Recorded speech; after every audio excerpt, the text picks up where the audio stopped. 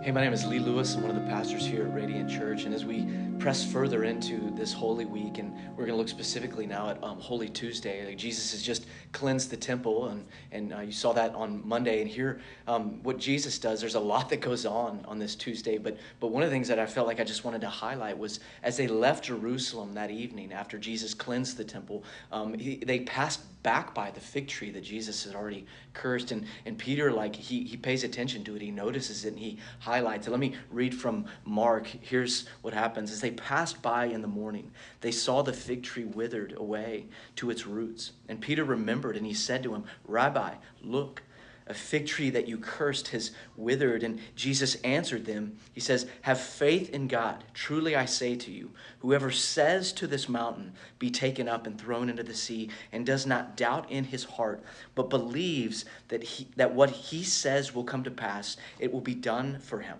Therefore, I tell you, whatever you ask in prayer, believe that you have received it, and it will be yours. And whatever you stand praying, forgive.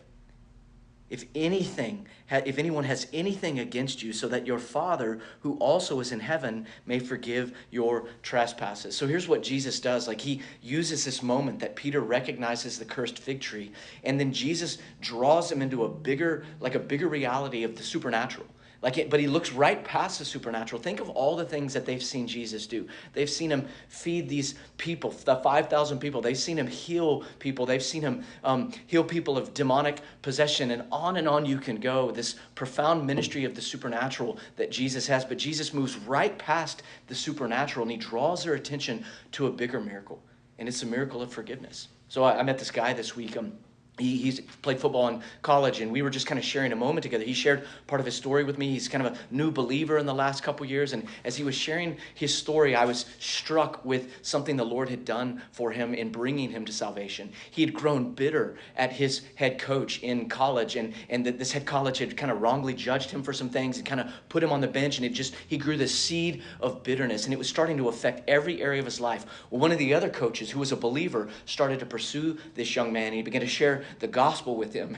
And as he was sharing his story with me, the thing that struck me the most was he realized how bitterness was ruining his life. But then as the gospel message was coming into his heart and the Spirit was drawing him to salvation, like the chains began to fall off because he saw his need for forgiveness. You want to talk about a miracle? Like, what Jesus is saying here is that forgiveness is maybe the greatest miracle that we could ever understand. And it's not just this transaction that happens. It's a deep work that happens in the depths of the soul. It's what David says in Psalm 51 when he says, "Create in me a clean heart, O Lord my God." This create, it's this new soul. It's this transformation from the inside out because God forgives us through Jesus Christ. That's a miracle.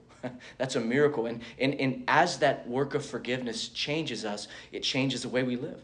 And we're able to forgive others. And that's the call of the gospel, that we're forgiven an impossible debt, a debt that we couldn't make a way to deal with on our own. But through Christ, through the forgiveness of God through Christ, we have new life. We have a new soul. We have a new heart. And we're able to live differently.